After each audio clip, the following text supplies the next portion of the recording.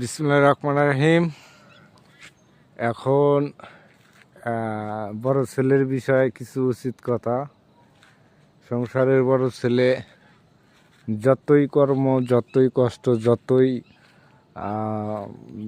আপনার পরিশ্রম করে না কেন, বড় ছেলের লাস্ট পর্যায়ে দোষ আসবেই। কারণ দিন শেষে তার শুনতে হয়, আপনার ভাইও বলবে তুমি কি করছো, বাবাই বলবে তুমি কি করছো, ছোট বোন বা আত্মীয় স্বজন সবাই বলবো যে তোমারই দোষ। সবাইকে কন্ট্রোল করে সবার মন জোগায়া খাওয়া বড় ছেলের আসলে অনেক কষ্ট, অনেক টাফ, সবাইকে বুঝ দেওয়া লাগে।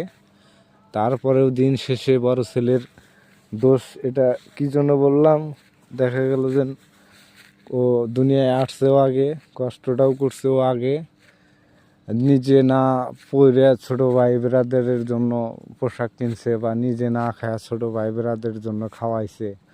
ধরেন স্কুল লাইফেই থেকে 10 টাকা যদি দিত, 5 টাকা দিয়ে ছোট ভাইয়ের জন্য কিছু না কিছু কিনে নিয়ে আসতো। তো ওই সময় কোনো স্যাক্রিফাইস করতে করতে জীবনটা আর স্যাক্রিফাইস করতেই যায়। পরে ওই ভাই একদিন বলে তুমি তো কিছুই করো নাই, তুমি অকর্মা, তোমার কোনো সংসারের কোনো তোমার অধিকার নাই, জমি জমার সংকট, তো অনেক টাকা পয়সা নিয়ে অনেক ভেজাল হয়। তো এই হচ্ছে বড় ছেলের অবস্থা। দুনিয়ার ছোট ভাই ব্রাদার, ছোট ভাই বোন যারা আছে তারা প্রায় এই বিষয়গুলা বড়দের কষ্ট দিয়ে আসতেছে। আর বড় ভাইরা সারা জীবন বাবা মায়ের কথা শুনতে হবে, ছোট ভাই ব্রাদারের কথা শুনতে হবে। এই যে আমাদের মাঝে আর একজন বড় ছেলে আসলো, এ ভাই তুমি কিছু বলো না, বড় ছেলেদের কিরকম কষ্ট? এটা কেউ বলতে পারবে না, কেউ বুঝবে না। বড়দের যে কতটা কষ্ট সেটা কেউ বুঝবে না, কারণ খুবই কষ্ট।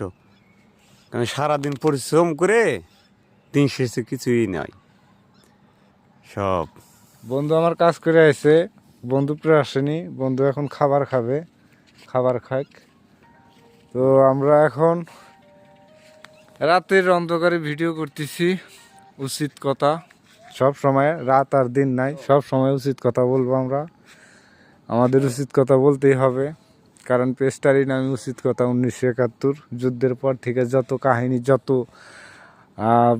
দুর্ঘটনা, যত বড় মহামারী ঘটছে বাংলাদেশে, আমরা সম্পূর্ণ বিষয় তুলে ধরব।